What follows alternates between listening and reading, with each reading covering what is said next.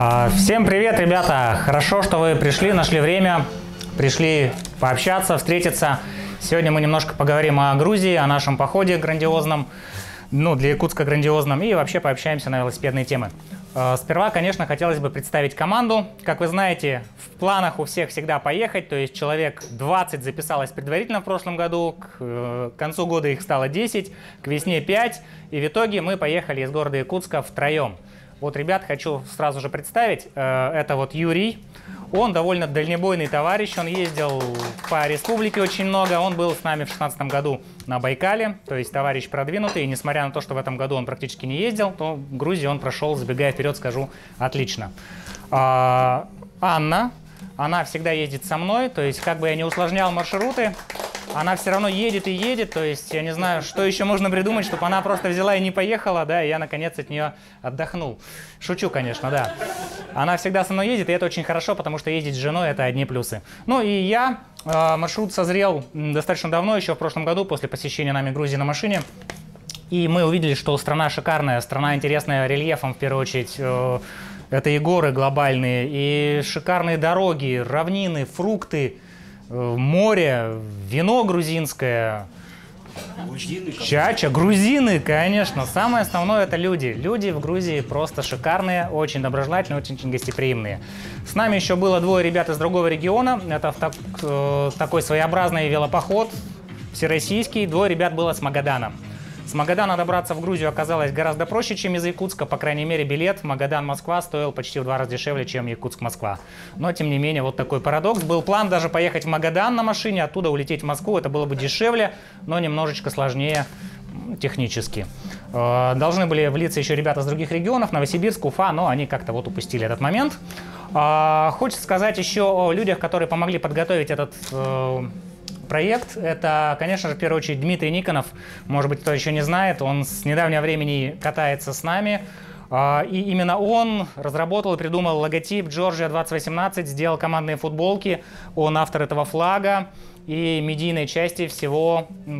По сайту будет немножко позже презентация. Медийной части Грузии, в принципе, он очень хорошо нам помог. Давайте поаплодируем. Дмитрий — человек, который хотел поехать, но у него не получилось.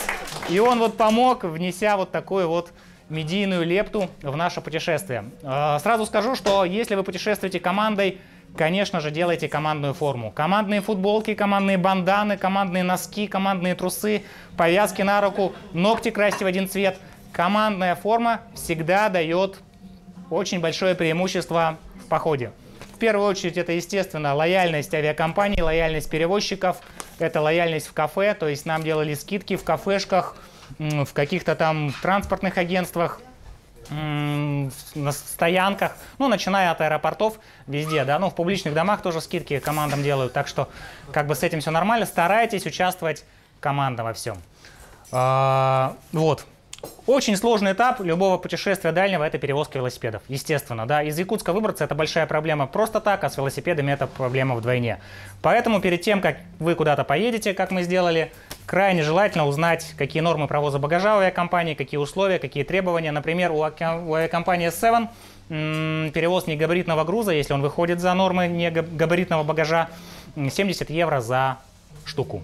Мы так подумали, посчитали, 210 евро, в принципе, гулять так гулять. Но, тем не менее, все прошло удачно. Скажу, что ни в Грузии, ни в Якутске, ни в Новосибирске, где бы мы ни были, велосипеды, дополнительную оплату с них не брали.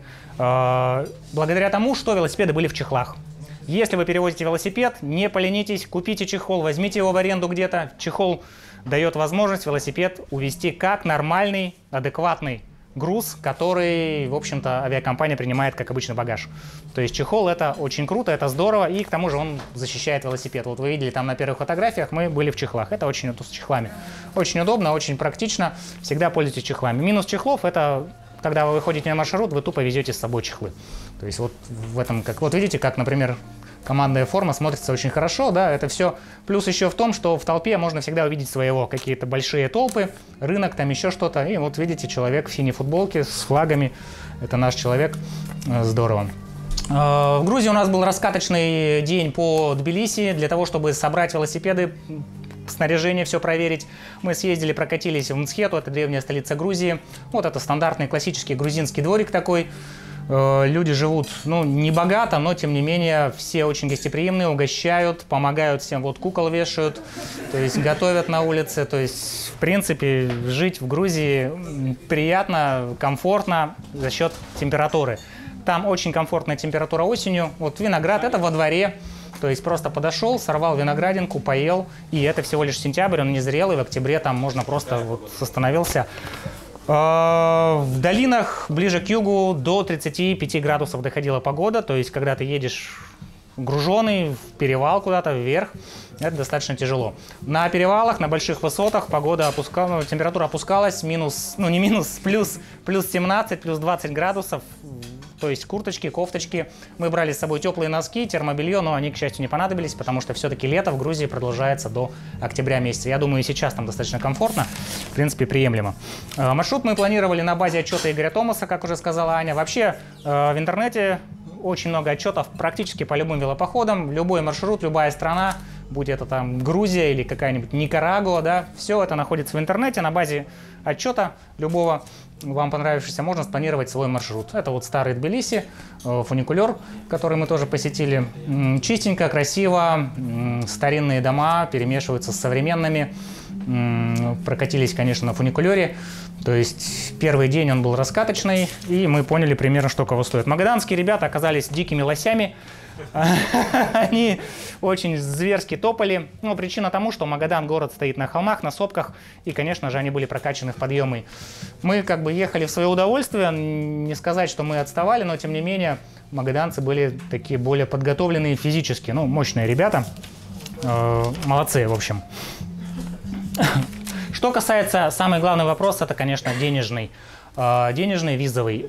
Виза в Грузию не нужна, достаточно просто загранпаспорта. Это очень удобно для тех, кто выезжает из России. То есть не нужно заморачиваться с оформлением.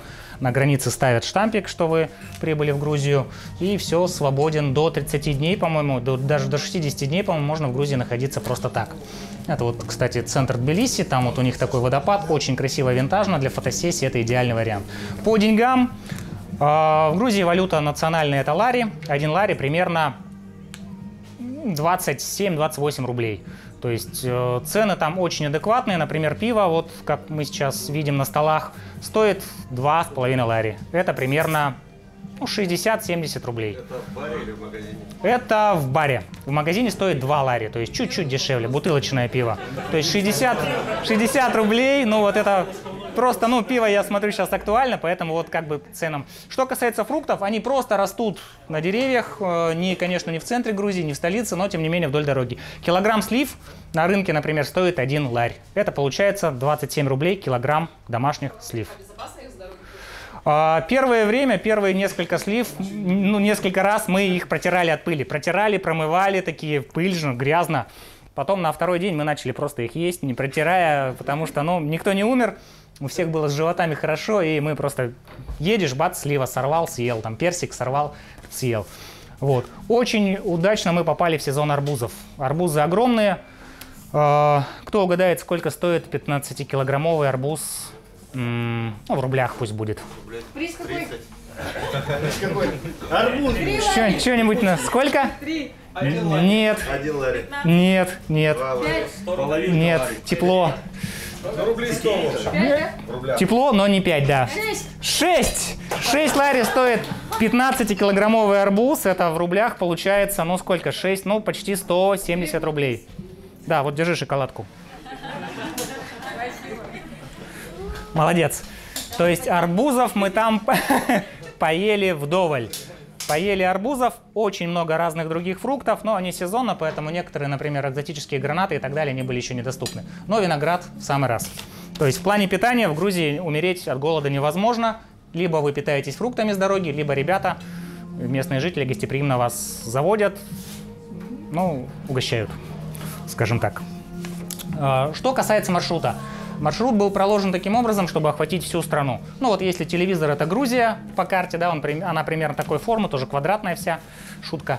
Тбилиси находится здесь, Черное море вот здесь. А маршрут проходил по всей стране с 2 большими перевалами. Мы заехали на север, это Сванетия, и вышли на Черное море. То есть финал путешествия — это было Черное море, где мы, ну, реально заватились на неделю.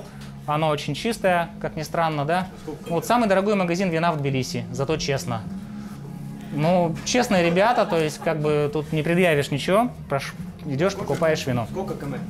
Общий пробег составил 950 километров. В принципе, это немного. Немного за 18 ходовых дней, это не так много, но был очень большой, вот, кстати, национальный грузинский лимонад на Тахтаре, очень вкусный, он тоже стоит 2 лари, как пиво, поэтому, как бы, ну, либо пиво, либо лимонад. Но набор высоты был дикий. Набор высоты получился более 10 тысяч метров, то есть, ну, 10 километров общий набор. Было 2 перевала.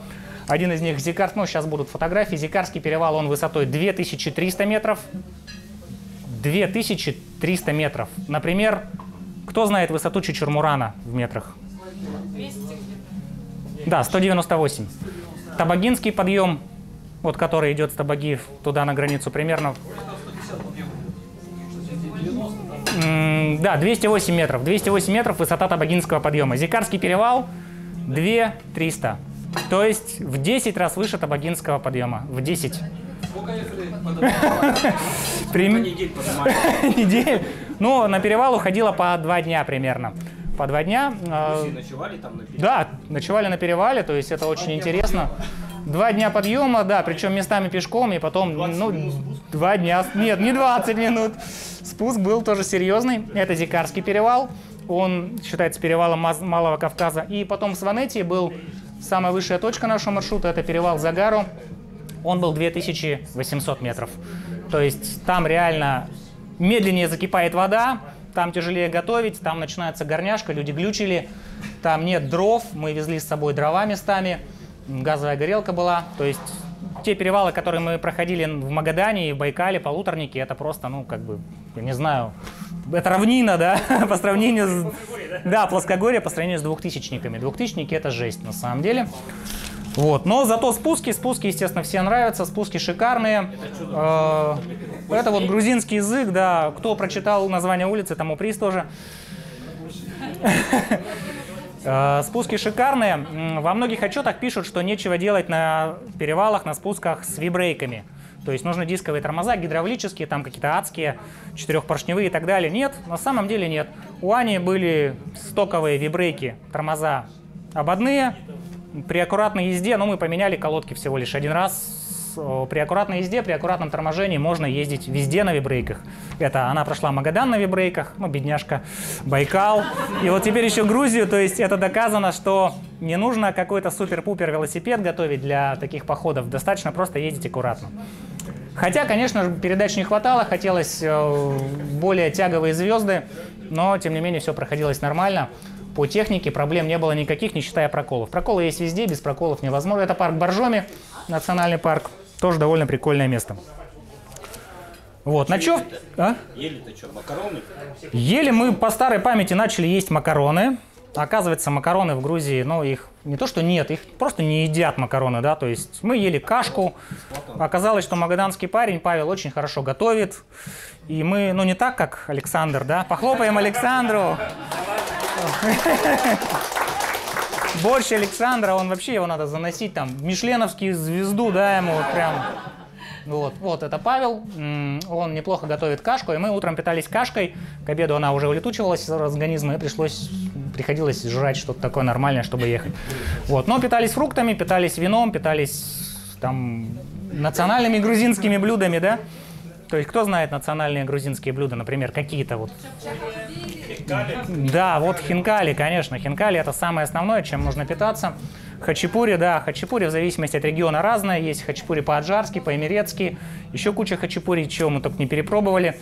Вот. Ну, хинкали, естественно, да, это самое основное. Источник Боржоми, кстати, та водичка, которая в бутылках продается с логотипом Боржоми, вот она просто здесь наливается. В парке Боржоми бесплатно совершенно. Можно ее налить. Она горячая, пахнет серой, ну, говном пахнет. Но когда остывает, она, в принципе, нормальная. То есть воду пить можно. Вот.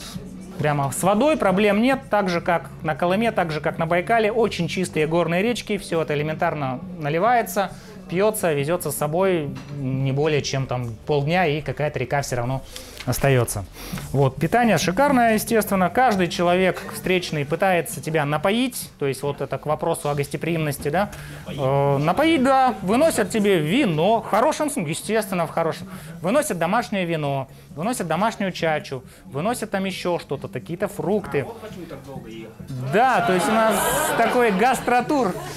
Когда мы это поняли во второй половине маршрута, мы просто перестали ехать и начали поиться, да. Ну, Грузия Грузия и не попробовать грузинское вино, это просто кощунство, конечно. Вино там делают здоровское, там все классно, там супер в этом плане. Что касается бытовых моментов, в любом дальнике, то есть поход, когда он не на выходные, не на 2-3 дня, а больше 5 дней, больше 10 дней, конечно, свои бытовые. Вот люди, видишь, завтракают, спокойненько сидят, вынесли стол на улицу, никто не мешает, налили чай, сидят, пьют. Это вот один из двориков в Боржоме перед поездкой. Вот таким образом можно гостеприимно между домами покушать. Бытовые моменты, конечно, они возникают. В первую очередь это помыться, побриться, что, ну, довольно сложно бывает. Ночлег. Ну и какие-то там, не знаю, медицинских вопросов особых не было. В основном вот такие чисто бытовые вопросы. Есть хостелы, вся Грузия испещрена сетью хостелов, гостиниц. За недорого, буквально там за 500 рублей со всех за ночь можно выбрать какой-то хостел, помыться, привести себя в порядок, постираться. В любом хостеле есть стиральная машина, утюги. Очень много иностранцев. Инфраструктура Грузии потихоньку к туризму тянется. Тянется к туризму, очень много иностранцев, в том числе и велосипедистов нам встретились. Поэтому в плане каких-то бытовых лишений такого нет. Это не как Магадан, да, где ты там 26 дней едешь и о, люди, о, телевизор, ничего себе. Здесь как бы нормально, все цивильно, все здорово. В этом плане как бы суперски. Что еще по бытовухе, да? В плане безопасности. Грузия очень безопасная страна, про это много пишут, много говорят, много рассказывают. Это действительно так. То есть пишут в отчетах, что можно оставить, ну, велосипед, например, фотоаппарат где-то, пойти погулять, прийти и его не тронут. Это действительно так, то есть совершенно безопасно ходить по ночам, оставлять какие-то вещи. Ну, мы не оставляли, что нам, пешком же потом идти, это неинтересно. Поэтому в плане безопасности это одна из немногих стран, где ты спокоен за то, что ночью к тебе в палатку никто не залезет, не попросит денег, тебя никто не съест и так далее. Вот, кстати, о фруктах, вот эти вот штуки, я не знаю, как они называются, но они довольно вкусные, да, они растут вдоль дороги, их можно просто собирать. Это, по-моему, это алыча, да, я, может быть, не прав, но это алыча, она довольно такая кисленькая, терпкая, но она халявная, и это сделало ее очень вкусной, да. Вот это вот уже сливы, они тоже нормальные. То есть, если изначально, как я говорил, мы выбирали, то потом уже начали есть все подряд. Вот идеальный асфальт, то есть туда лучше ехать на туринговых велосипедах, либо на шоссейниках, либо на каких-то, да, байках, которые... Ну, туринг, идеальный вариант это туринг, потому что все-таки покрытие бывает плохое. На МТБ там не очень комфортно. Можно, да, но не очень комфортно. Асфальта было суммарно процентов 70-80. Делают асфальт очень активно, даже во многие перевалы видно было, что люди асфальтируют, готовят его для укладки асфальта, выровнено все. То есть вот, да, мы увидели свинью первый раз рядом, о, свинья, нормально. Я заказал специально под Грузию туринг, это Сурли Огр, да, 29-е колеса, туринговая рама, покрышки специально для асфальта. И как раз в Грузии его проверил, оказалось, что это супер. Вот магаданский Каратек, это тоже кастомный, он его собирал из компонентов, в принципе, неплохой аппарат. Ну вот, как бы такие виды. Это стоковый руль Огра, то есть он такой уродский, но удобный. Вот. По навигации тоже, вот он, кстати, да, в полной фотографии. По навигации проблем нет, очень много карт, телефоны элементарно практически везде ловят, есть интернет, это вот ужин наш, да, арбуз нашинкованный, как раз вот 15-килограммовый, только арбуз и влез в холодильник, поэтому питались мы очень хорошо. GPS-навигатор, GPS в телефоне, может быть, какие-то туристические карты достаточно. Дороги в основном конкретные, одна дорога, две дороги, то есть нет такого, как у нас там, вот. Это сливы. Они лежат, они лежат на земле. Это самые вкусные сливы, потому что спелые фрукты, они падают, и их можно подбирать и есть. Это вот виноград, он спелый, срываешь гроздочку, начинаешь ее есть. Ну, аватар, да, вот как бы. Поэтому в плане передвижения по Грузии это просто обалденно, это здорово. Дикие животные были? Дикие животные... Пьяные армяне. Дикие животные были, Аня? Я не знаю, была дикая собака, настолько дикая, что просто все съела у нас. Ну, это вот, кстати, пример хостела, да, очень цивильненький хостел. Вот мы тут кормимся, надеюсь, тут порнуху вырезали. Мясо, огурцы, помидоры. Дело в том, что ребята, которые были из Магадана, в Магадане с фруктами и овощами еще хуже, чем у нас. Поэтому они видели помидоры и просто покупали помидоры вот каждый день, да, то есть люди видят помидоры, они покупают помидоры, они едят помидоры. Мы такие, зачем помидоры? Помидоры, это же помидоры. Ничего больше? Нет. Помидоры это круто. Вот мы питались помидорами. Да, в Магадане очень дешевые, дорогие помидоры, поэтому, если что, вот такая бизнес-стартап, да, если у тебя помидорная теплица, и Магадан недалеко, можно попробовать заработать.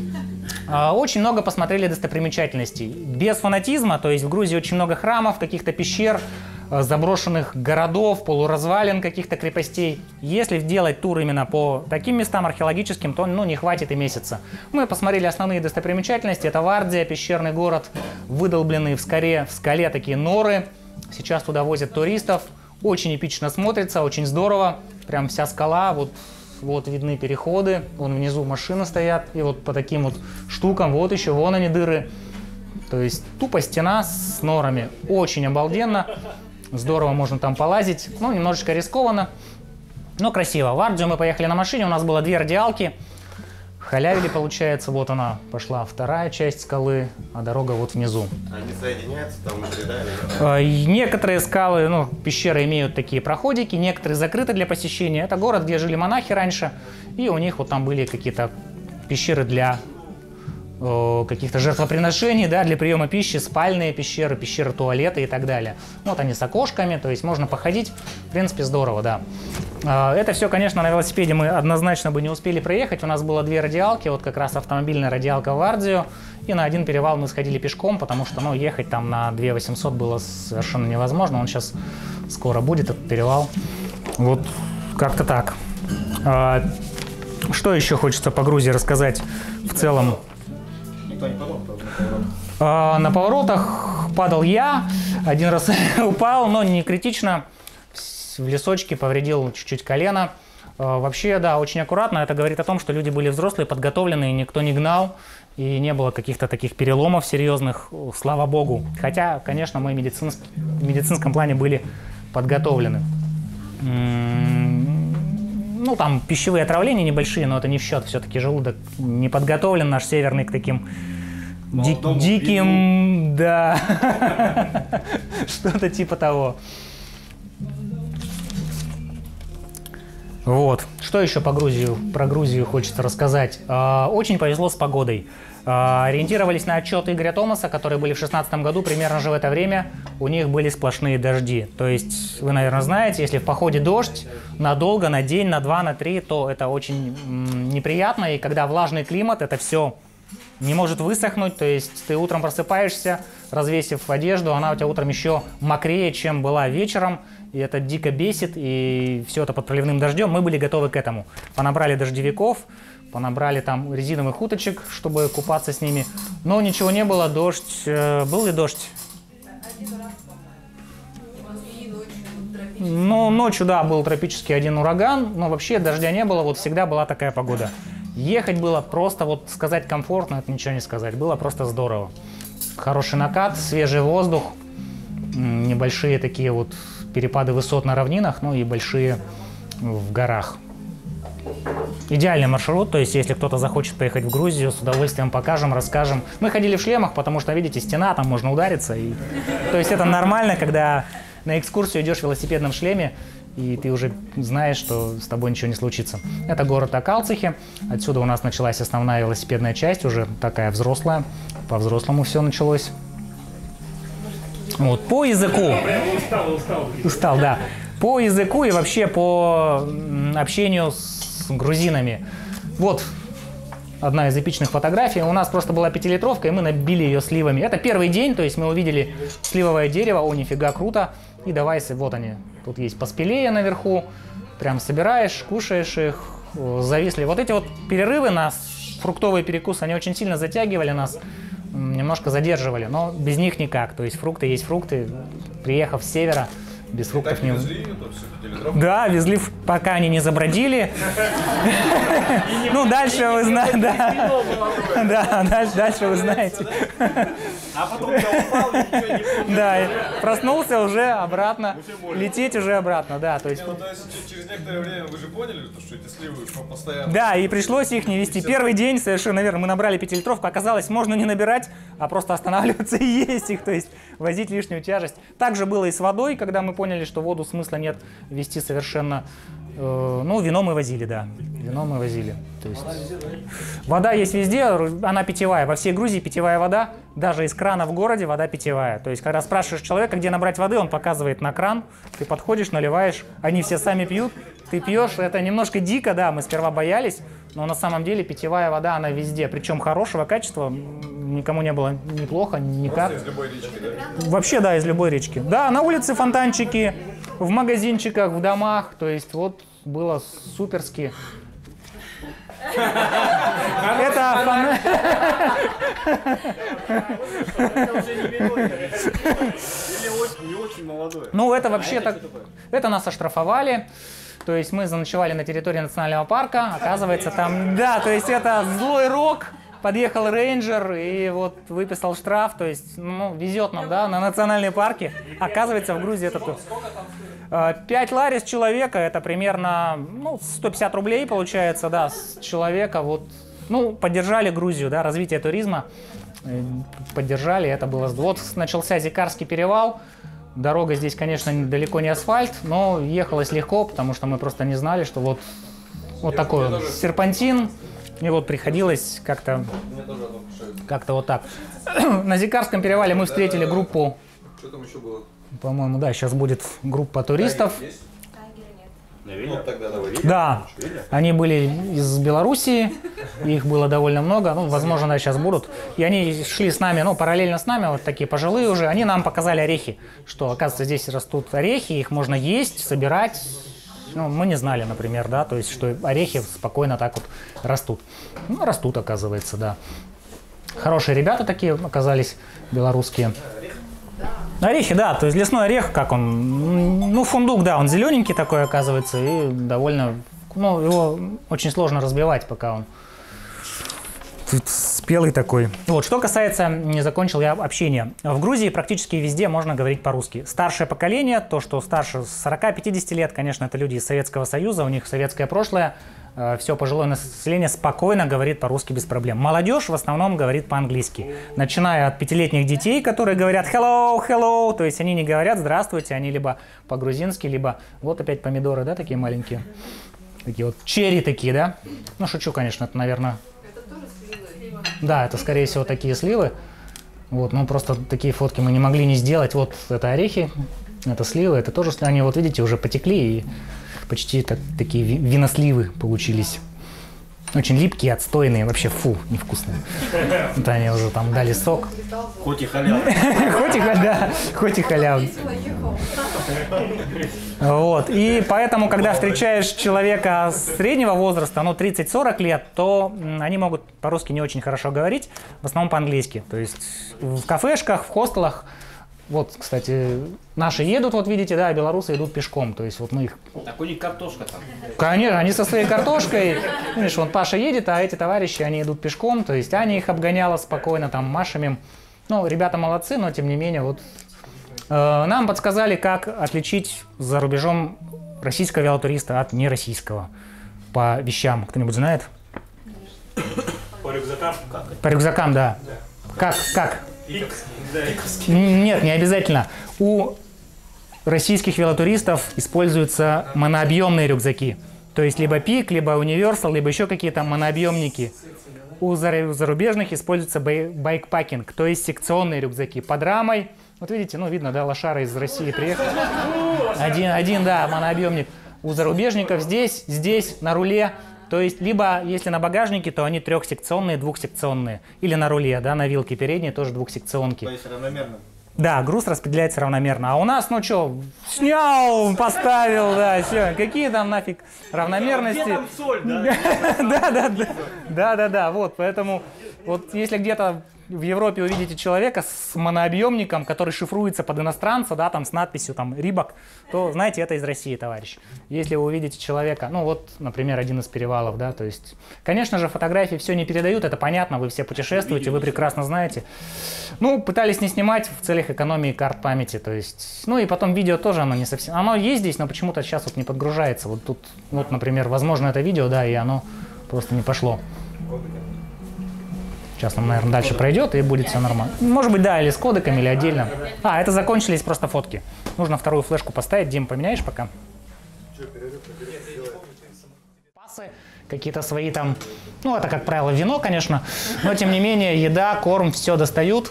На свадьбу очень мощные подарки, то есть все приходят с вином. Ну, на похороны очень серьезно тоже люди относятся. Они приходят с хлебом, с вином, там, с пивом и так далее. Это вот у них просто такой культ. И, конечно же, культ тостов у них, да, то есть, если, не дай бог, вы попали на грузинское застолье, ну, то есть, конечно, дай бог, это здорово, это классно, но очень сложно уйти, потому что люди настолько гостеприимны, что если ты просто отказался или ушел рано, это очень сильно их обижает. Поэтому здесь есть вот такой гибкий дипломатический момент, нужно как бы и посидеть, и вовремя уйти, потому что если ты вовремя не уйдешь, ну, ты вообще не уйдешь. То есть человек нам предлагал на 3 дня забуриться к нему в деревню, где у него родня живет, и говорит, я вас буду поить, кормить 3 дня, только поехали, я вам покажу, как мы живем. А с нами бывало, что не могли уйти? Да, и как бы он специально хотел нас с гор вывести, чтобы мы не ушли, да, из этого горного села. Очень это было страшно, и мы подумали, что 3 дня, наверное, это крутовато для нашего графика. Ну вот, может быть, надо было, да? Но вот настолько бывает... А вы с собой же много повезли чего-то из якутской культуры? Там, что? Мы повезли сувениры, да, конечно, мы заказали, взяли с собой, точнее, не заказали, а маленькие костяные, вот бывают же клыки из кости мамонта с сертификатами, такие штучки. Мы их дарили, люди очень к этому тоже относятся щепетильно, просто благодарят, рады, довольны. Мы взяли, опять-таки, благодаря Диме мы сделали наклеечки Джорджия, мы их наклеили на рамы и дарили встречным веллерам эти наклейки. Потом через пару недель я в Инстаграме у одного испанца увидел его велосипед и наша наклейка Джорджия, то есть было довольно прикольно. Наклеечки клеили на знаки, очень много туристических таких вот знаковых мест, какая-нибудь стелла, указатель, и там вот как, ну, как у нас, в принципе, да, вот эти наклейки, мотоклуб такой-то, велоклуб такой-то, пешеходник такой-то, и вот мы там тоже отмечались. Джорджия 2018, велотур Екатеру, чуть позже будет, ну, небольшая презентация сайта, в общих словах Дима расскажет. То есть ездить там одно удовольствие. Темнеет там рано, в 6 часов приходится уже, у нас, если белые ночи, ты можешь ехать в 11, ну, в августе, конечно, нет, но, тем не менее, там темнеет рано, в 7-8 часов нужно уже искать ночлег, потому что потом просто выключают свет, и вот темнота такая, что просто вообще ничего не видно совершенно. Вот что есть, то есть, да. Поэтому фонари... Фонарей не было. Нет, фонари, да, ну как-то некомфортно ехать, да, незнаком... В 6 вечера уже ставили палатку. В 6-7 вечера начинали искать место. Довольно сложно искать место в некоторых местах, да, такой каламбурчик. Место в местах, привет.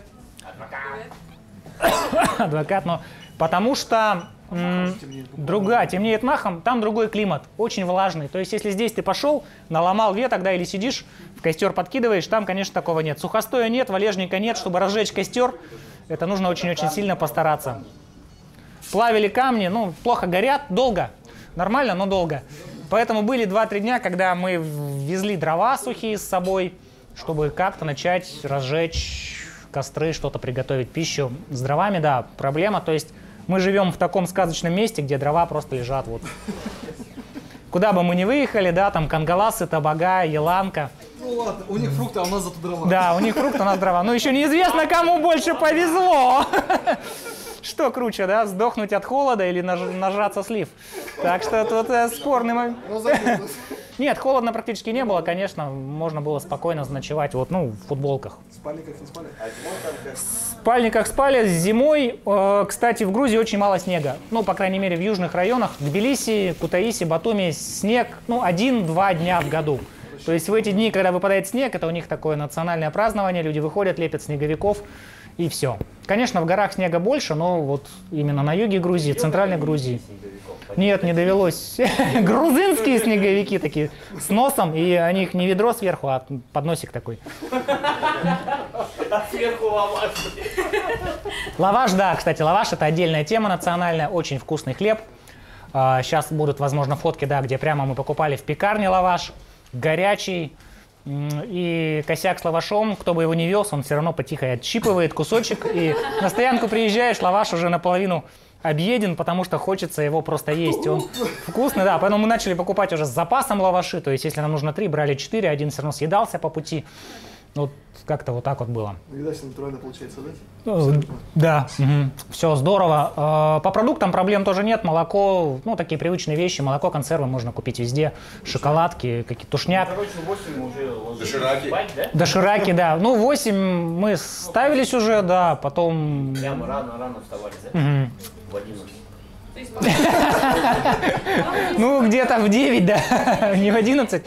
Старались выезжать раньше, но, как обычно, пока начинаешь собираться, пока то все вата, все собрать.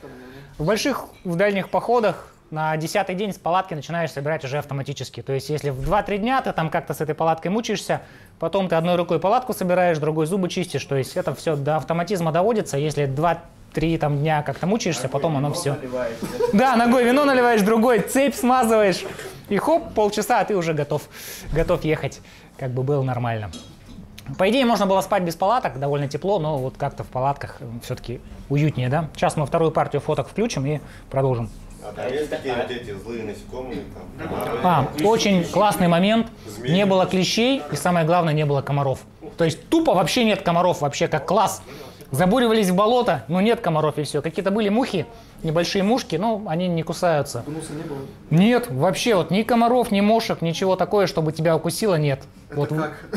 это обалденно, да.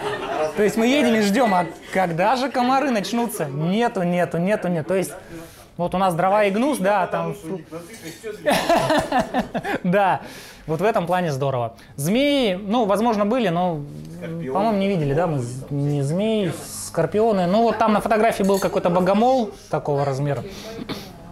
И главное, в Грузии нет медведей. То есть ты как бы спишь и не боишься, что тебя съедят. То есть как бы шорох какой-то в кустах, ну, не медведь явно, да, корова, собака, может быть. На Магадане, например, ну, медведи есть, страшно спать. Здесь совершенно было бесстрашно. Ночевали пару раз прямо в центре городков, то есть отъезжаешь немножко от центра города, ставишь там в парке, в палисаднике, люди ходят, все нормально, все цивильно, без проблем, да. Очень еще лояльная в Грузии полиция. Ну, наверное, слышали про то, что в Грузии полицейские, это очень такой высокий статус, полицейские, они наделены там такой властью неограниченной, и они очень лояльно относятся к людям, к туристам особенно.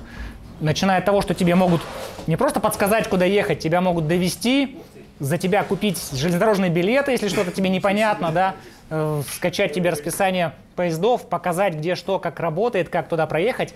То есть, если какие-то проблемы в Грузии, и даже не проблемы, просто подходите к полицейскому, они все общаются, разговаривают по-русски, по-английски. Спрашиваешь, вся вот эта вот элементарная помощь, она полицейскими оказывается. Ну, была ситуация, когда мы остановились на ночевку, приехали мы поставили палатки, остановились на ночевку, уже костер, там все такое. Приехали полицейские и сказали, что здесь место не очень безопасное. Сюда приезжают местные, тут ходят какие-то там маньяки.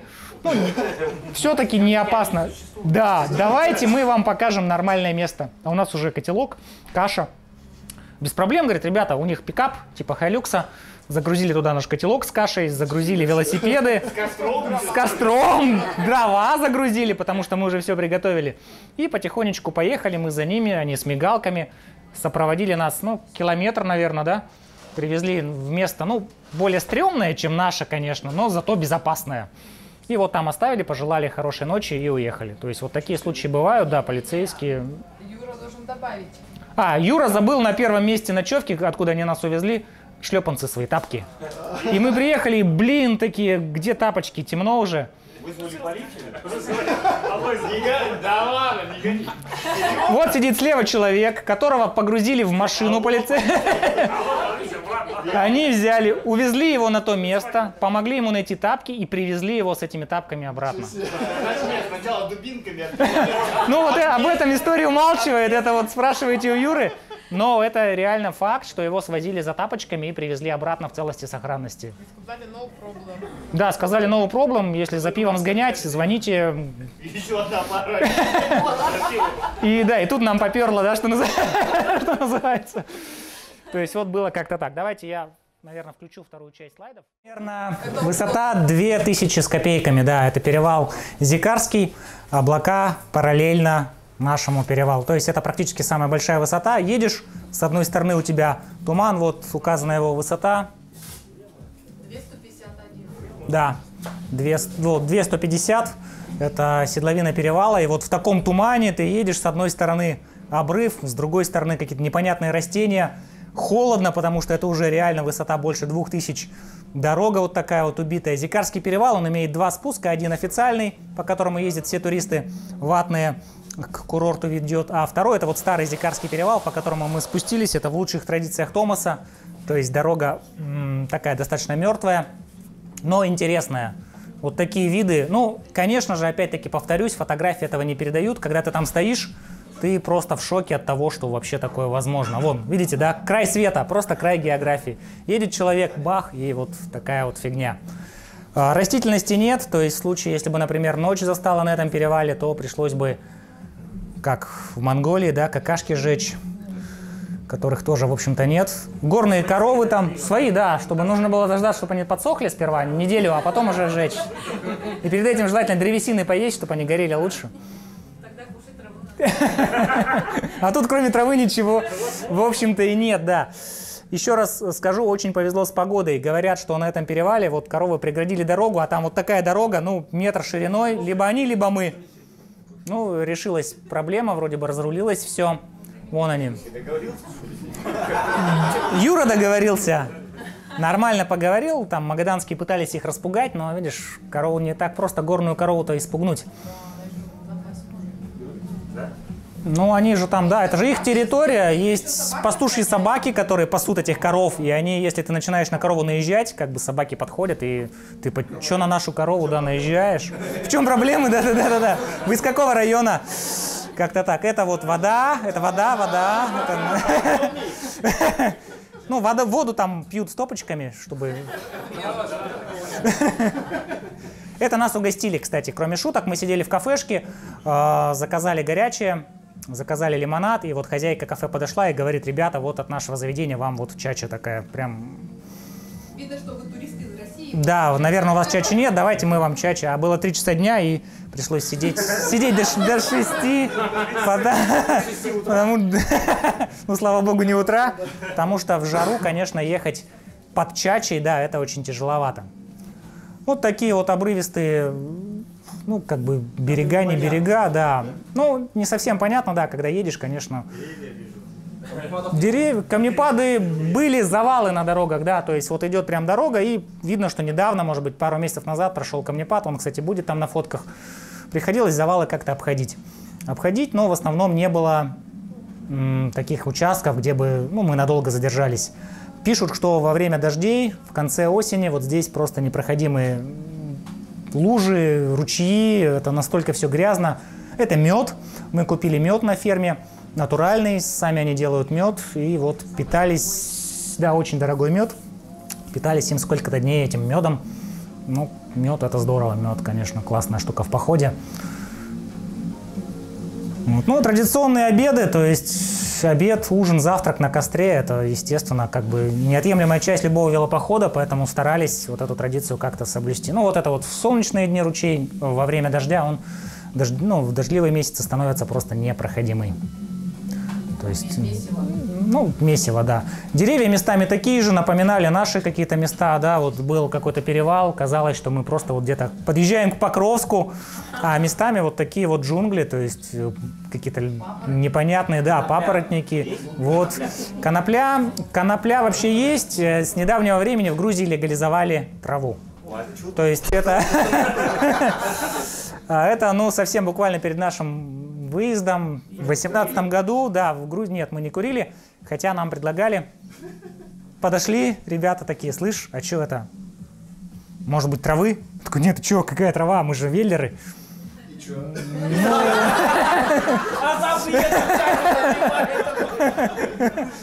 И они так очень вежливо, ребят, ну все, не вопрос, считай, разговора не было, все, молодцы, давайте.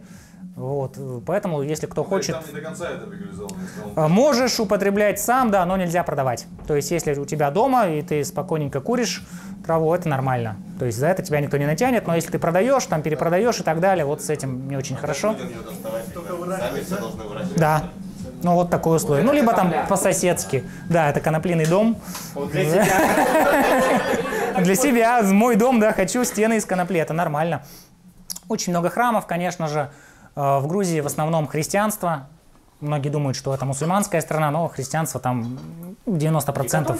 Нет, это православные, да, совершенно верно. Православие Грузия приняла даже раньше, чем Украина. То есть, казалось бы, да, Украина. Вот Грузия раньше, чем Украина. В 319 году, я специально вот сейчас прочитал, не поленился, приняла православие. То есть, вот мы опять встретили этих ребят, белорусов, они за по пятам шли. Вот видите, да, эффект командных футболок и эффект некомандных футболок. То есть на любой фотографии, в любых местах вы будете выглядеть красиво, поэтому сколько бы это ни стоило. Да, он такой с нами, иди отсюда, встань на тот край, ты не с нами. У тебя нет надписи Джорджия, он вот начал косить уже под нас, но видишь, ничего не получилось. Это Кутаиси, воровская столица Грузии, как пишут в путеводителях. Какая? Воровская. То есть в Кутаиси была вот вся эта криминальная штука, да, ну, это в советские годы, сейчас там нормально, вот обычный такой городок цивильный, очень красивый, но вообще по путеводителям он как воровская столица Грузии. Не знаю почему, у нас там ничего не украли. Ну, мы там стырили пару вещей, но это же мелочь.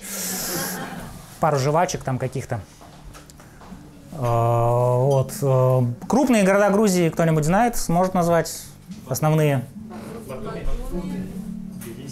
Угу. Да, Гори. Гори — это родина Сталина, кстати, да. Джугашвили — это товарищ из Гори, он там родился. В Грузии родился Маяковский. Да, Маяковский — это поселок Багдади, недалеко от Кутаиси. Это родина Маяковского, там установлен ему памятник. Ну вот, казалось бы, да, Маяковский, Грузия. Ну вот, да, Тбилиси, Кутаиси, Батуми, Поти, морской порт, Местия, да, Боржоми, естественно. Гори — это все крупные города, они не такие крупные. В Тбилиси, например, 1,5 миллиона человек. То есть вот, кстати, камнепад, да, и пришлось вот так вот. Здесь дорога, ее просто завалило. Вот, это вот, да, селфи. Как же без... 1,5 миллиона это максимум, да? Да, население Тбилиси — это 1,5 миллиона. В самой Грузии 4,5 миллиона жителей примерно. То есть, ну, такая небольшая страна. Это Кутаиси. Боржоми — маленький городишко, да, там достопримечательность — это только вот Боржоми сад, напитки, ну, источник Боржоми. Это Паша ворует груши, а сверху смотрит хозяин этих груш. А он его не видел и такой рвет, а мужик стоит и смотрит, когда же он... Да-да-да. Мы: Паша, Паша, ну, а он там... Ну, потом на фотке увидели, что, оказывается, мужик там все это дело мониторил, но ничего не сказал, то есть настолько вот он добропорядочный был товарищ. Кутаиси — город улыбок, мы все тут поулыбались и поехали. Больших автономов не было, то есть это не так, как на Байкале или на Магадане, там 4 дня, 5 дней автономов. Здесь очень плотная населенка, ну, 50-40 километров, какой-то поселок, какая-то деревня, какой-то, может быть, там населенный пункт. Поэтому не было такого, чтобы мы прям не видели людей вообще целый день или машин. Очень маленькая компактная страна, и можно в принципе налегке, как ездят нормальные велотуристы, а у нас же с собой все, мы же, ну, мало ли, да, вдруг там пустыня или еще что-то. Все везли с собой, но много не понадобилось. Соль, дрова. Да, соль обязательно. Вода, конечно, мы же по-туристически все. Но оказалось, много вещей можно было с собой не брать. Но это выясняется только... Можно было не брать теплую одежду. Мы под страхом. Вот, кстати, хачапури. Можно было не возить воду. Валенки тоже мы, да, мы их выкинули сразу. Вот, как хотите. Юра, да, Юра. Хачапури мы научились есть только в последние 2 дня, когда нам сказали, что вы зачем его едите вилками. Хачапури, да, мы потом начали есть правильно. Салат такой стоит примерно 4 лари, это получается, ну, 100-120, да, 120 рублей. Гора салата. То есть, На троих. да, в плане кормления очень-очень адекватные цены. На мясо как там цены? Я просто не покупал. Вообще адекватно. Мясо там в основном... Банка тушенки сколько стоит? Ну, бурятской тушенки там нет, там своя какая-то, но она очень все недорого. Очень недорого. В супермаркетах еще как-то подороже, а на рынках можно вообще без проблем это все. Вот здесь, примерно в этом месте, у меня велосипед упал с обрыва. Упал с обрыва, я его прислонил к столбикам, и он упал вниз. Но недалеко, там метра на 2, перевернулся и встал на колеса, пынкс. Смотришь, а он там. И пришлось использовать веревки, чтобы его просто поднять. Это была жесть. Вот примерно здесь, да, это я его уже поднял. Да, конечно, веревки в любом походе. Ой-ой. Слушай, да, даже вот не тросик от велокомпании ничего не порвалось. Он просто вот так вот перекувыркнулся и об дерево пунк. Если бы дерева не было, то вот пришлось бы пешком дальше идти. Это был единственный такой момент, когда что-то серьезное случилось с велосипедом.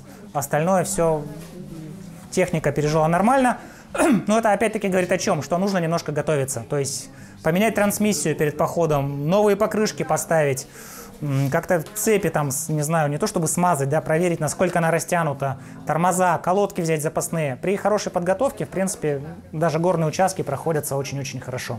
Вот запасная покрышка, она понадобилась, действительно, да, у Ани лопнула покрышка, порвалась, ну, по корду, поэтому мы ее использовали.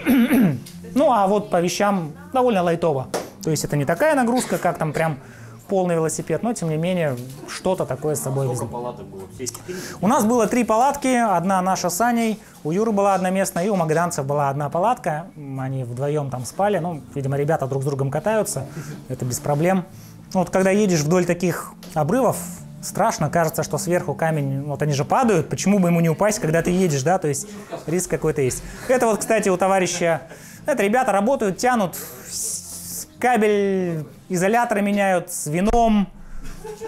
То есть они, да, остановились, что бы так не работать, да. Они нам налили вина, угостили там салатом и стали не спеша сами дальше менять изоляторы. Вот так вот люди работают. Там особо не напрягаются. Кто бы ни работал, они, да, просто вот все делается с удовольствием, медленно, с вином, по-грузински. Мне кажется, да, вот ему там было бы просто... Вообще было бы идеально. Вах-вах, да, вах-вах. Да, Сане там бы понравилось однозначно. Чему не понравилось, да? Давайте собирайтесь Вдвоем, да? Вышлите денег. Алло, вышлите денег. Если выгоняет, да. Ну, в принципе, да, не исключено. Виза не нужна, действительно можно там находиться довольно долго, потом заезжать, выезжать, продлевать. По попаданию в Грузию, конечно, прямого рейса из Якутска нет, приходилось лететь с пересадкой, это авиакомпания Seven летает Якутск, Москва, Тбилиси.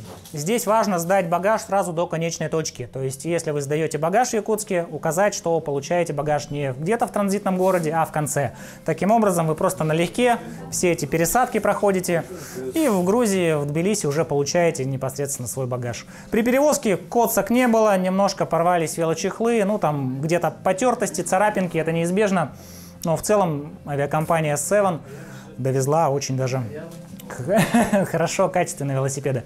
Вот горы, конечно, просто божественные. Когда едешь, смотришь и... Еще раз, вы да. Откуда путь начали и откуда... Да, приехали, мы прилетели, конечно, в Тбилиси. В Тбилиси мы там немножко прокатились, а фактически мы начали с Боржоми. То есть Тбилиси-Боржоми мы проехали на электричке, потому что там 300 километров асфальта, он не интересен. Нам хотелось поскорее выйти на маршрут. Это получился очень комбинированный маршрут. Мы были на самолете, на электричке, на... Вот смотрите, вираж какой. Максималку сколько, Юра, была у нас максималка на спусках? 95? Да, 50 я на табаге могу делать. Ну, тут смотри, какие страшные. На табаге ты просто знаешь, что будет через метр, а тут вот едешь, и фиг его знает, что там, да, неизвестность. Вот, поэтому это 50 это на тормозах, да. То есть, если отпустить тормоза, ну, вот видишь, как тут, например. Конечно, то есть можно просто случайно уйти в бок, и непонятно. дорога новая. В этом-то и плюс, когда ты едешь по маршруту неизвестному, ты не знаешь, что тебя ожидает за поворотом, и вот в этом определенный кайф, конечно. Ну, это вот очень-очень-очень далекий пригород, лежит асфальт, он нормального качества, по нему можно ехать. Такие вот скалы, то есть красиво, просто красиво. Ночью не двигались, потому что, во-первых, этой красоты не видно, во-вторых, опять-таки, вот фонтанчики питьевые, они везде, можно набирать воду, очень качественно набирает воду. Но не то, что вы подумали, он набирает воду. Мы увидели впервые туннели, очень много было туннелей, для нас это, дикость, да, мы туннелей в Якутске немного, и вот кататься по туннелям это тоже свой какой-то кайф, то есть там... Немного, ну 0. -2 туннеля в Якутске, а там вот они нормальные, причем это короткие, были более протяженные, когда ты едешь, темно, фонари включаешь, и сзади какой-нибудь автомобиль, да, в горе, вот подъезжаешь, и хоп, такая арка, и вот здесь он коротенький, а там не видно было. Очень здорово.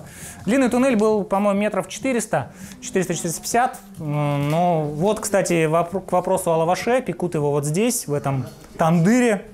Сразу же его готовят горячий. Тандыр. Это печь, да, которая используется во многих азиатских и кавказских странах. Вот горячий, прям готовый лаваш. Целый пакет лаваша. Он мягкий, он такой, он просто тает во рту. Поэтому его и ели. Нет, просто вот такой пресный, но вкусный. То есть он, вот они, видишь, все как много лет назад. Гирьки, камешки, да, там. И все это вручную печется, все вообще классно. А хлеб они на стенке, да, лепят? Да, изнутри лепят, он как бы, когда испекается, он выпадает, достают, и он еще обжигающий такой. Там у него длинная металлическая штучка с крюком, он подтягивает. Ну да, как-то так. Примерно что-то такое. А Саакашвили видели? Нет, Саакашвили, он уже не в Грузии, он в музее. Половина грузинов, они уважают Саакашвили, другая половина, они говорят, что он вел неправильную политику. То есть там вот есть два лагеря, которые за Саакашвили и которые против.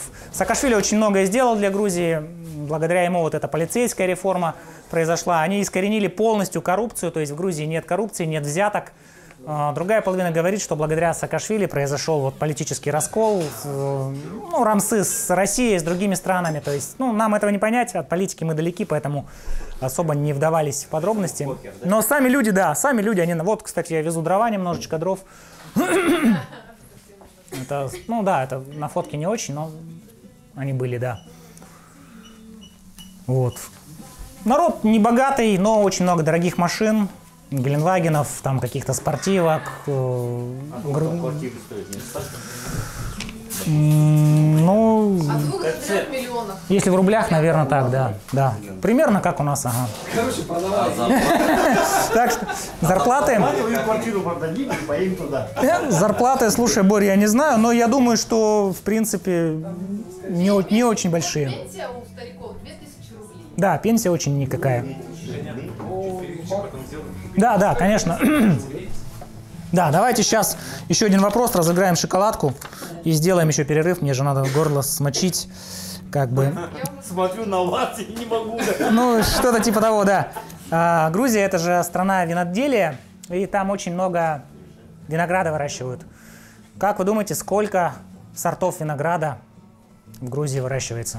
86. Больше. 50. Больше. 186. Больше. 200, Больше. 300, Больше. Да 800, а я... 500. 500, да. 500 сортов винограда. Давай второй вопрос. Если ты отвечаешь рядом хотя бы, она твоя. И еще Грузия – это страна сыроделия. То есть вы все знаете, да, сулугуни, грузинские сыры. Мы их пробовали. В принципе, ничего особенного, но я просто не ценитель сыра, они все для меня на один вкус. Но, тем не менее, очень много делается с сыров. Оба! Сколько сортов сыра в Грузии делают? Нет, больше. Меньше 300. 100, Больше. 200, Больше. 250. 250, молодец, шоколадка твоя. 250 сортов сыра и... Держи. И 500 сортов, 500 видов винограда. То есть, как они это различают, как они это все готовят, это остается загадкой для нас, для обычных людей. Ну вот, да. Сыр да сыр. Цвет немножко более светлый, более темный, вот как-то так. Давайте, да, немножко посмотрим фотографии. сделаем перерывчик и потом вернемся еще к повествованию. Говорим? Да, палатка знакомая. Палатки. В этом походе мы поняли, что снаряжение, конечно, играет очень важную роль. В первую очередь оно должно быть компактным, легким, ну и, как следствие, дорогим. Хотя, в принципе, конечно, можно ввести любые палатки, но, тем не менее, чем меньше палатка, чем она компактнее и легче, тем приятнее ехать в дальниках. То есть на 2-3 дня можно вывести любую палатку, на 2-3 недели, конечно, палатку нужно вывозить более удобную, приспособленную для этого. Поэтому, если вдруг какой-то дальний поход, вот Фантом не даст соврать, снаряга должна быть легкая. Да, вообще легкая. У нас была обычная китайская палатка. Спальные мешки, в принципе, были нормальные, ну не лайтовые, но более-менее постарались, но все равно можно облегчить. То есть есть, конечно, очень дорогие палатки, там МСРные и так далее, которые там, ну, как бутылка 2-литровая и по весу там килограмм, но они очень дорогие. Поэтому здесь такой компромисс. Либо вы везете целый баул тяжелый, но за недорого, либо вы покупаете высокотехнологичную снарягу, памятник Сталину, кстати, и ну, зато у вас все помещается, там по карманам распихать. Вообще Вот. не кстати. Вообще не, да. Вот нужно искать всегда такие компромиссы, но либо, если куча денег, брать нормальную снарягу. Коровы, они везде ходят вдоль дорог, это как в Индии почти. Дорога новая, да, священное животное, можно сказать, грузинское. Асфальт кладут в перевалы. Все это делается очень быстрыми темпами. Ну, вот, как бы рельеф, конечно, очень интересный. Постоянные спуски, подъемы, какие-то там серпантины. Очень здоровско. Здесь вот, по-моему, только подготовка к асфальту идут. И самое главное, большие хорошие деревья. То есть в Якутии ведь, ну, мало встретишь деревьев, которые, ну, как вот не обхватить, да. Там растут элементарно эвкалипты, то есть эвкалиптовая роща. Мы увидели впервые эвкалипт, ну, я, например, да. Деревья, которые вот даже невозможно обхватить. Очень красивая природа. Такая южная. Вот, например, один из информационных столбов, вот наша наклейка. Ну и люди оставляют свои какие-то там памятные наклейки. Это сплошь и рядом. Очень много мотоциклетных туристов. То есть Грузия, она привлекает мотоциклистов в первую очередь, потому что из Европы добраться это там, ну, день-два, и всю Грузию на мотоцикле проехать, ну, даже с большими остановками, это дней 5, может быть. А для байкеров это тоже террейн интересный, рельеф, и они там спокойно гоняют. Турецкие мотоциклисты были, немцы, прямо целыми толпами, по двое, по трое, одиночники. Из велосипедистов мы встречали вот белорусов, как я уже говорил, встретили команду испанцев, вообще налегке они были, прямо вот с рюкзачками. Испанцы, немцы, англичане, то есть невозможно проехать день и не встретить кого-то, вот, единомышленников, со всеми общаешься, фотографируешься, то есть все ребята на позитиве. Гостевые дома вот даже есть в таких забытых богом местах. Это, кстати, начало, да, Загарского перевала. Сейчас будут виды перевала Загара. Это один из самых высоких перевалов, который мы взяли. Это уже Сванетия, верхняя Сванетия. Вот наверху уже снега. Снега и облака, они ниже вершин. То есть не добирались, да. Говорят, если поехать в октябре, в ноябре, то снег уже лежит на высоте, да, ну, 1500-2000 метров. А в этот раз нам не получилось снег потрогать, но вот он рядышком. Очень красиво смотрятся снежные вершины. Это вот один из пешеходных участков. То есть, конечно, здесь градиент не передать, но приходилось идти пешком, да. Еще один момент. Ребята были на контактных сандалях. То есть мы, если в обычных кроссах, на топталках, то вот магаданские чуваки, у них сандали контактные для того, чтобы...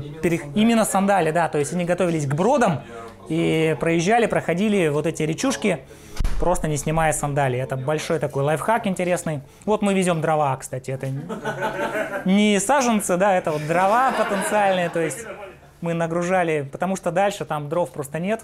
И вот Аня везет березы. Ну, это нормально. То есть нас догнали испанцы такие: а зачем вы везете березы?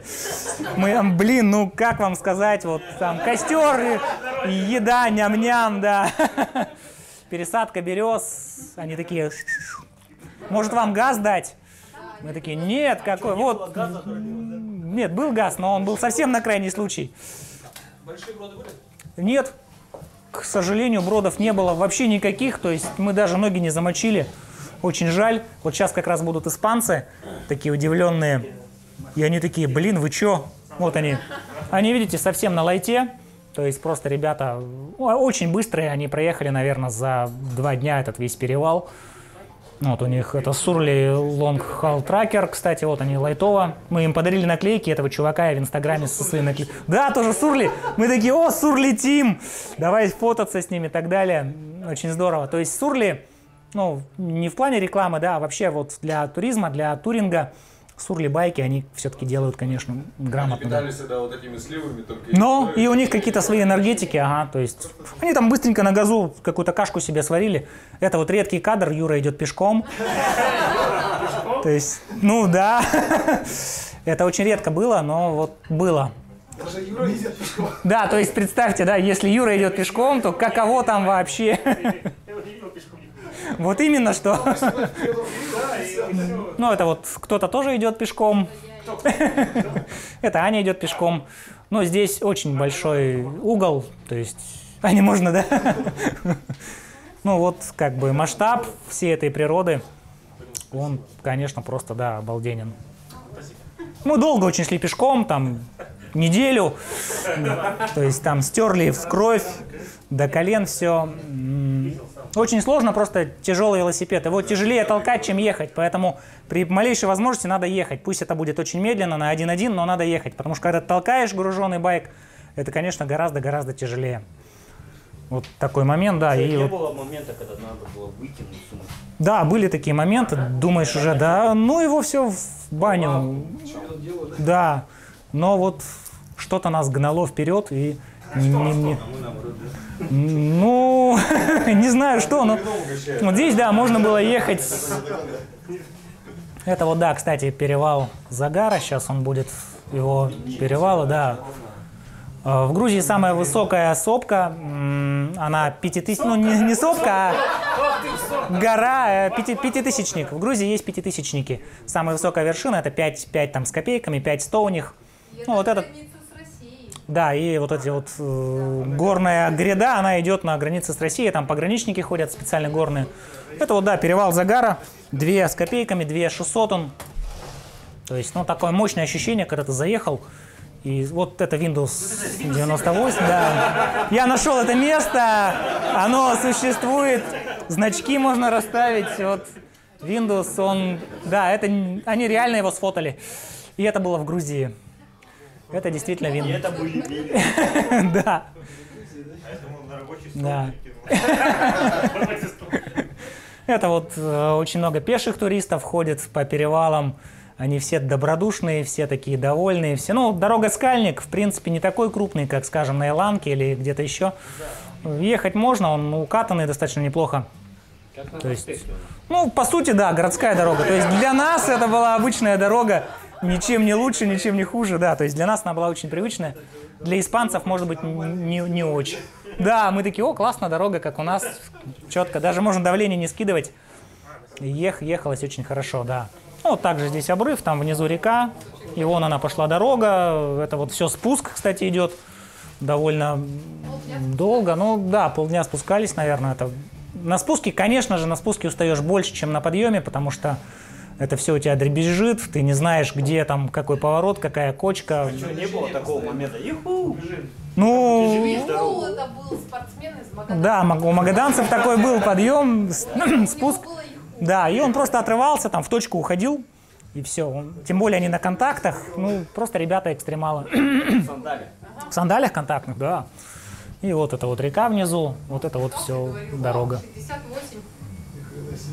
Да, то есть они, ну, реально без башни чуваки. Поэтому нам надо было быть максимально целыми к концу похода, поэтому мы... И самое главное, конечно, когда ты едешь на большой скорости, либо по прямой, либо в спуск, ты просто многие достопримечательности пропускаешь.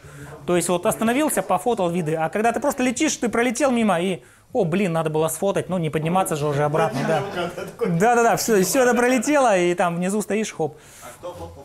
Вот это фотографии мои и Анины. Магаданские ребята еще фотки не скинули, но когда они скинут, мы попробуем сделать что-то типа отчета. Это Сванские башни, это уже Сванетия. Сванские башни — это как бы визитная карточка Сванетии.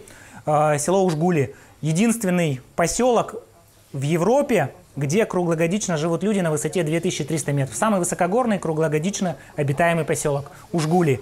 Там такое паломничество туристов происходит, это как, типа как наш Булуз, да, все туда приезжают, там фотаются, какие-то экскурсии пешие. Вот это вот как раз Ужгули, через него проходил наш путь. Там, ну, такие какие-то музеи, небольшие крепости. Является самым высоким Да, поселком. ну вот я и говорю, он самый высокий, вот он, да, он небольшой, но тем не менее самый высокогорный, где круглогодично живут люди. Везде есть интернет, мы приобрели там симки билайновские, это федеральный оператор, там есть у них и свои операторы, но Билайн там тоже есть, и поэтому купив его, купив пакет интернетный, ну сколько у нас ушло на связь? Да, движок, это нормально там. А зачем движок? На спуске же. Вы лишний вес, скинул движок и... 1 гигабайт уже включен в это. 1 гигабайт, а по деньгам это было рублей, наверное, 600. А, ну, 50 рублей. да, сама симка, плюс еще... То есть, в принципе, интернет везде есть, он медленный, но, по крайней мере, ловит. Только крепости. Ну, это же история. Нападали? У них были, да, стычки там вот в этих местах, они там воевали с местными племенами. Ну, это очень давно, то есть сейчас там нормально все. Я проверил. Да-да-да. Вот это вот серпантин, кстати, то есть ты стоишь, видишь, что тебе сюда, а ехать там еще 3 километра вот по этим серпантинам. Вот, сейчас покажу. А чё, Это внизу я река. знаю короткую дорогу. Но хотелось местами. Вот это едет Аня. Сейчас, возможно, будет панорамная фотка, где можно ее увидеть на, ну, в масштабе. Ну, вот она. То есть, вот как бы едешь и немножко страшновато. Ну, типа того, да. Возможно, в плохую погоду там действительно вот осыпь, ну вот, да, вот велосипедист. Дико смотришь вниз и страшновато немножко, да. Плюс еще, естественно, встречаются машины, какие-то там, ну не то чтобы оползни, да, но элементы какие-то есть, да. Вот по такой красоте едешь и все здорово. Черный прижим, типа. Типа прижима, да, кстати, очень похоже на прижим, только нет грузовиков, но вот, ага, местами напоминает. Сейчас вот сделаем тоже перерывчик, ну, поменяем аккумулятор, и будет пешеходная радиалка вот на самый большой высокий участок нашего пути, это 2800 Чхудери перевал. Туда была пешеходная радиалочка. Я взял, как умная Маша, 30 батареек к GPS-у. Оказывается, он потратил всего 6 батареек, то есть 24 батарейки я вез с собой. Постоял, да? Да, круглосуточно практически вот 6 или 8, ну 4 или 3 пары. Да, вот E-Trax 30. Это вообще жесть. Я купил 2 блока батареек и привез их обратно. То есть, ну, теперь у меня куча батареек, ну недорого могу. Продаю батарейки. Из Грузии. Которые прошли Грузию всю. Батарейки. Места, конечно, красивые. Говорят, весной тут тоже очень красиво, все цветет, но преимущество осени над весной в том, что уже спеют фрукты. То есть ты можешь кушать нормально. Вот, кар, сервайс, Wi-Fi, кафе-бар, кала, да. А какая-то местное пиво. Да, типа грузинское жигулевское, да. Грузинское жигулевское. А у вас какое пиво есть? На Тахтаре? Ну ладно, несите. А что это? Нет, это лимонад. Это лимонад. Тархон пробовали. Да, на Тахтаре тархун. Настоящий? Да. По-моему, Тархон... Все, начинаем. Да, придумали. Вот, это мы пешая радиалка, как я уже говорил, перевал Чхудери. Обычно его, ну, многие туристы проходят через него, спускаются в село, там рядом село Аиши. Но так как мы были на велосипеде, это была у нас радиалочка пешеходная, заняла почти полдня. Вот прямо люди стоят, фотографируются, леднички. Что? Велы, да, мы оставляли в хостеле и пешочком прошли.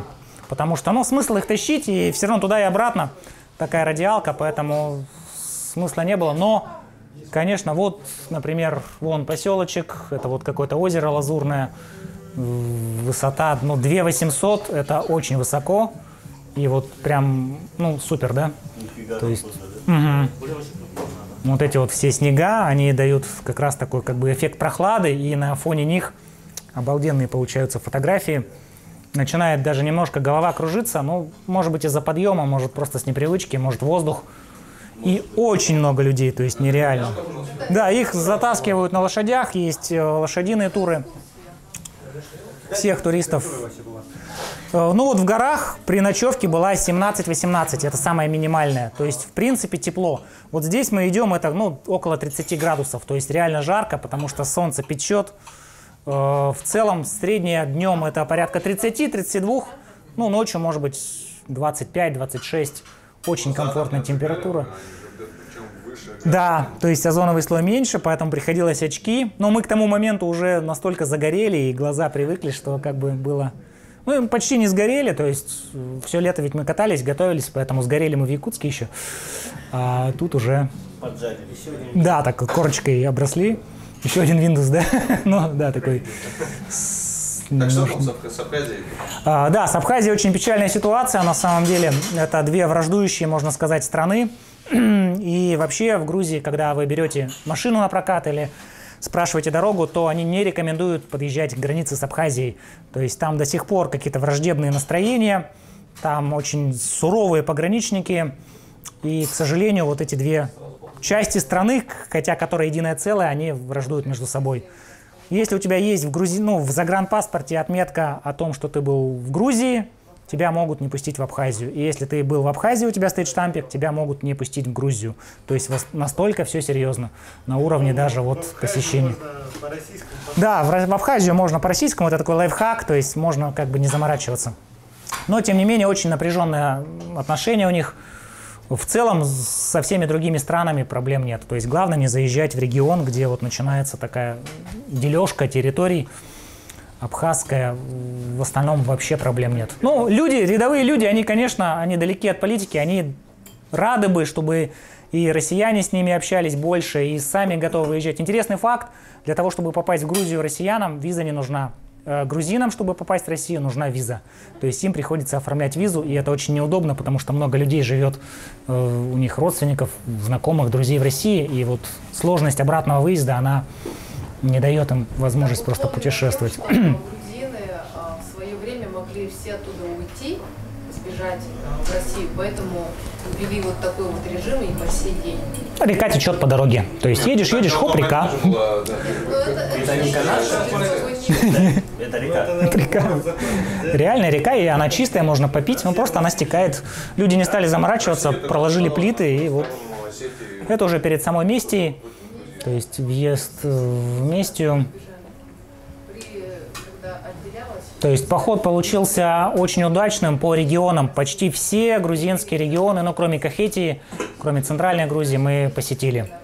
Это и Сванетия, и Малый Кавказ, и море. Вот сейчас уже совсем скоро начнется Батуми, морские пейзажи. Ради чего мы ехали. Потому что мы ехали и думали, вот Черное море, пляжи, мы там будем валяться, будет классно.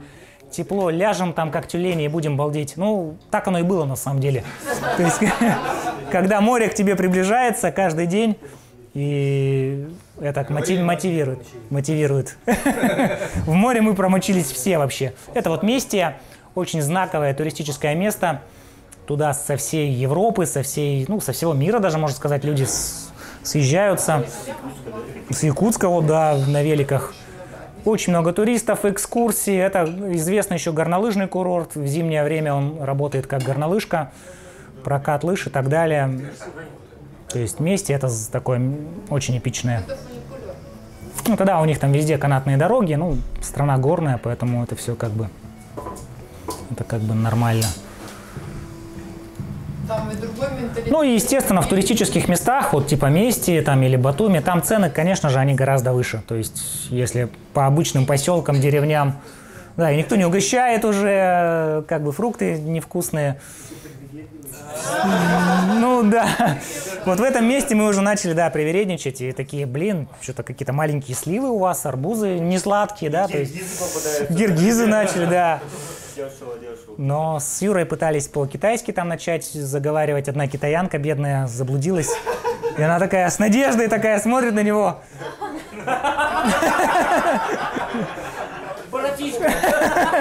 Ну да. Это примерно так и было. И мы такие, нет. Братишка, да, у нее прямо в глазах читалось. Она одна такая с рюкзаком. Да нет, конечно, что мы как-то... Ну, в смысле указать? Ну, сказали, да, вот 100 баксов и покажем, проведем. Вот, а так туда, да. Ну, были такие случаи. В больших городах и в каких-то туристических зонах мы старались в командных футболках, опять-таки, то есть это очень удобно. Потом выехали из Мести, это уже финальная часть маршрута, по сути, дорога к морю. Каждый час горела мысль о том, что вот море будет. Вы где-то за этими горами? Там... Да, то есть вот так вот скалы, казалось бы, да, горы, спуски какие-то, вот такие вот штуки. А море там всего лишь километров 80, может быть, 100. То есть в 2 днях пути. Мы специально перед морем не поехали, к вечеру подъезжали к морю, не поехали туда, решили заночевать там в 5 километрах, ну, чтобы с утра. А что мы в темноте приедем на море, да, ничего не видно.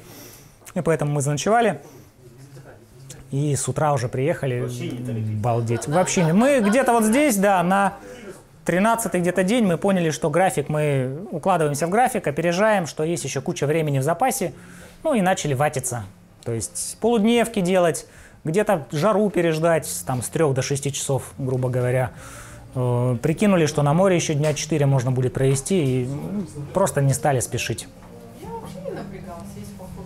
Я не знаю, что лоси топали.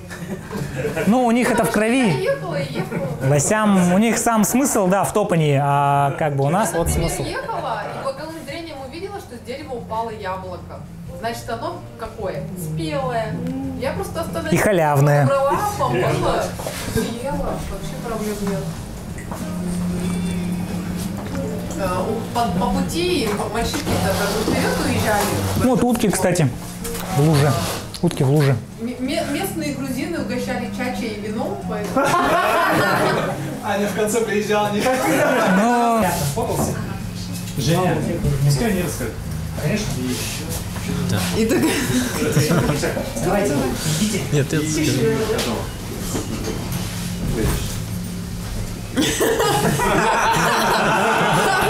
В общем, вот такое у нас было СМИ, да, которое, кроме нормально, еще был вот такой вот жест, то есть это очень хорошо.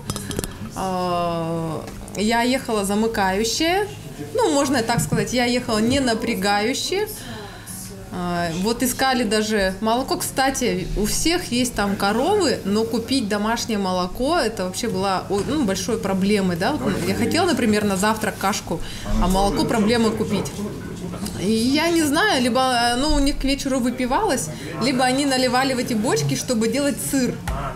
Сыр же в молоке как бы он, поэтому... Вот, поэтому с молоком приходилось молоко покупать в магазинах, где такие типа Простокваша. Между прочим, в магазинах там достаточно много продают российского товара, да, там гречку. Ну, из России, с Украины везут там, я говорю, что ты можешь тот же рис купить российский, там макароны Макфа, да, с этим проблем нет. То есть по питанию вообще проблем нет. Вот такие вот котики нам попадались. Днем, еще раз тоже повторюсь, как Женя, было достаточно жарко. Вот. И мы нашли вот такое место ночевки, я не помню, как называется этот поселок, ну как-то очень... Хаиши. Вот через мостик. Самая каменистая у нас ночевочка была, спали прямо на камнях, но было очень тепло. Хотя, может быть, закрытая горой были, я не знаю, очень тепло. Потому что местами, где ты ночуешь в горах, там ночью холодно, прохладненько. Вот, мы тут переходили по одному через мостик. Ко мне привязался местный житель, местный, вообще вах-вах, с лошадью и говорит: садись на мою лошадь. Я ему говорю, у меня есть свой конь, посмотри. Вот, и когда я переходила, он зашел со мной на мостик и стал раскачивать мост, что там офигела его лошадь. Вот. Зачем он это делал? Он, наверное, принял чачу и повеселиться, да. Да. И потом куда-то ушел вверх, и мы его больше не видели. Вот. К нам никто не подходил, не спрашивал, откуда вы, куда вы, вопросов нам не задавали. Это просто какой-то кусок озера. Она какая-то бирюзовая, да, но, видимо, в ней все равно какие-то ферменты есть. Совсем не спустишься. По-моему, это еще не доезжая водохранилище. А, вот начинается. Ингурское водохранилище, которое мы думали, что вот за поворотом оно закончится, но это вот, смотрите, вот водохранилище, оно прям целый день почти нас сопровождало. Водохранилище длиной 50 километров. Местные жители даже устраивают там водные туры. На лодке, на какой-то еще там, на катере. Вот оно, нет, оно такое стоячее. Стоячее, вонючее. А чем воняет? Ну, застойная вода просто. То есть не везде там чистые воды, оказывается. Да, Нет, ну вот ты едешь справа, у Она тебя... воняет, но она чистая. Да. Примерно так, да. Ну, почему? Там по горе стекает речка, очень чистая. Еще? потом, когда выехали, уже поняли, что она есть. Еще поближе. Это уже, по-моему, когда мы подъезжали ближе к Анакли,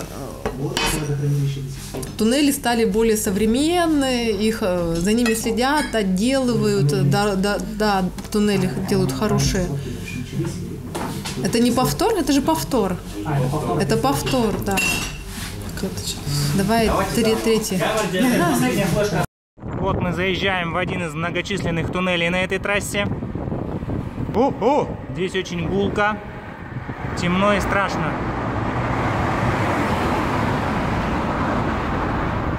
Большинство туннелей коротенькие, не больше 100 метров, но был один достаточно долгий. Вот второй из серии туннелей вот этих. Очень красивые места, очень шикарная дорога. Вот вы видите, как Аня хорошо светоотражается в темноте.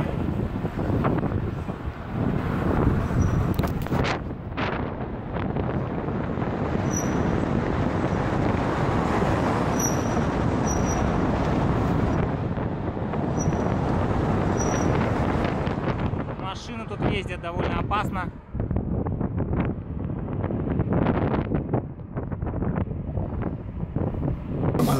Ты бы поехал еще в Грузию? Ты бы поехал еще в Грузию? Конечно. Конечно? Когда? Ты переезжаешь в Грузию? Но с другой стороны, мир так... Очень красиво. Тепло. Красивые виды, горы. Люди добрые, да? А планировали вы Вообще это добрые. все за сколько? Вообще добрые. Получается, за год. Мы были весной 17-го года сами. Мы были 5 июня 17 Да, и после того, как вернулись, сразу же... Вот, водопад в самом центре Тбилиси, старый город. Мало кто знает, но если дальше, да, пройти по улочке вот этой, то упираешься в водопад. Очень отличное место для фотосессий. Единственное, что надо приходить рано утром, чтобы не было народу. Красивые отели, очень дорогие. И рядышком находятся серные бани. Мы посетили 2 раза серные бани.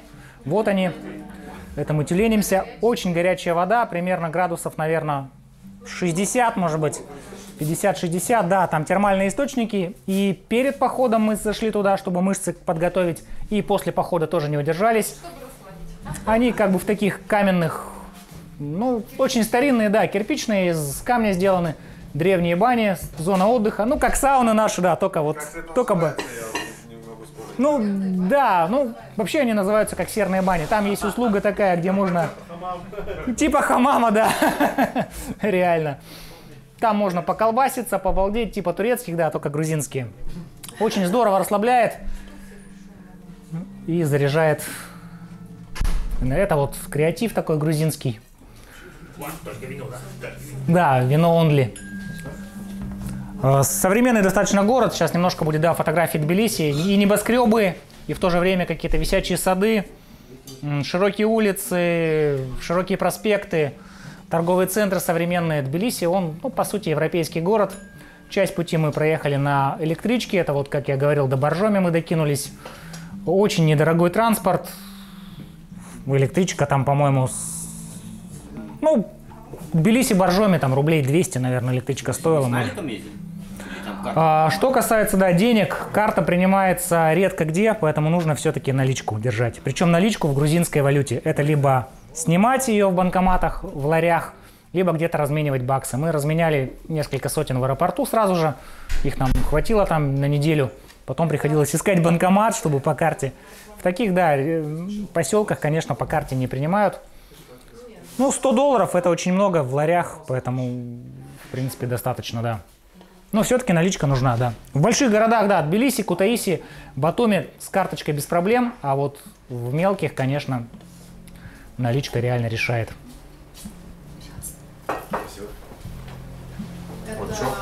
Это Боржоми, да. 5 лари стоит. Фуникулер. Фуникулер, Боржоми. Очень дорого. Да, это Анины фотографии. Я не знаю, что она фотографировала, но что-то красивое. В принципе, наверное, да, такие девчачьи фотографии, да, что называется. А чего у него ног нету? Ботинки украли. Ну, развалили. Или такой старый память? Ну, видимо, да, исторически правильный. Конечно, в длинном походе через неделю все это начинает путаться, начинают достопримечательности накладываться одну на другую, и через там 20 дней ты уже не представляешь, где это было, пытаешься вспомнить и так далее. То есть это надо либо делать конкретный такой исторический тур, все записывать, конспектировать, ну, либо просто наслаждаться, что мы и делали, потому что столько всего красивого, и очень сложно это все запомнить. Там просто ехали, фотографировали. Не было среди вас. Да, к сожалению, блогеров не было, да. Вот это вот исторический какой-то момент, да. Такого не было, да? То есть были просто фотки, и, может быть, оно и к лучшему. Экономия батареи. Ага. Иначе бы пришлось еще на интернете разориться, чтобы все это постить. Записи, Как бы. фотик. Ну, да, в принципе, вариант. Нет, вот ребята сказали, Это, да, типа саранча какая-то, что ли? красный. Ой, Юра. Так, фантому не наливать. Он начал узнавать Юру. Это плохо. Без велосипеда, да. Это опять сейчас немножко будет Вардия, пещерный город. Очень много достопримечательностей, и вот когда мало времени у тебя, там, 2-3 недели, думаешь, как бы разорваться, и хочется, с одной стороны, и много посмотреть, и где-то зависнуть надолго. Это вот...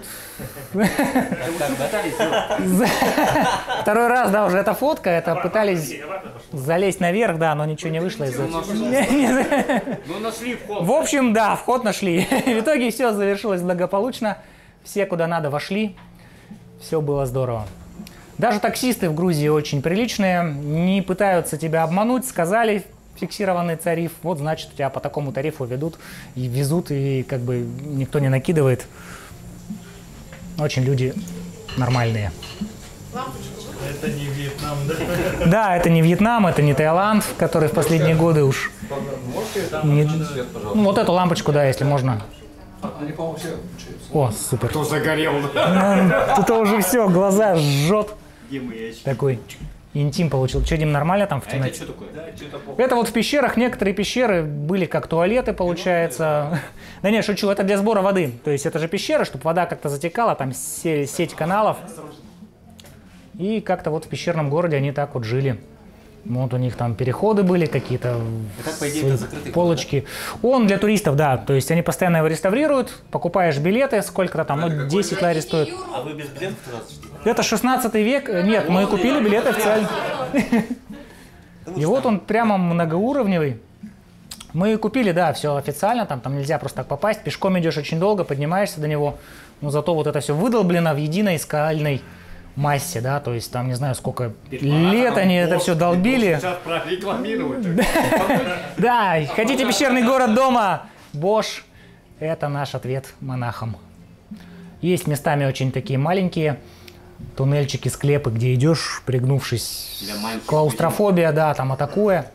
Но в целом все позитивно, здорово. И, По-моему, во время войны. Очень крутая. наверное, там, ага, крепость. Не, они же убегали во время там войны, да.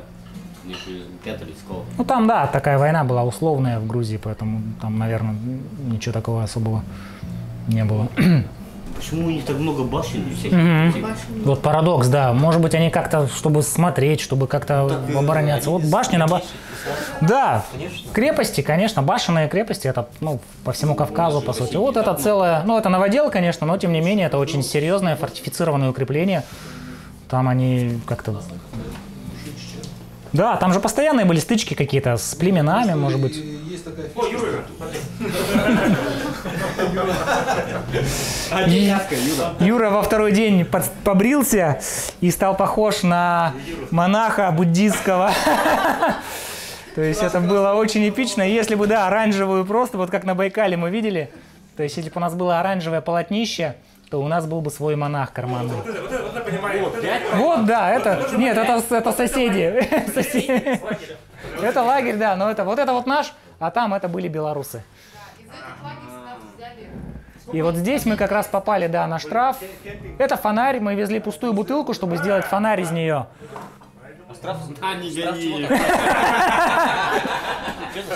Не штраф, а билеты за ночевку в национальном парке. Прикинь. Знаем, как пустая бутылка.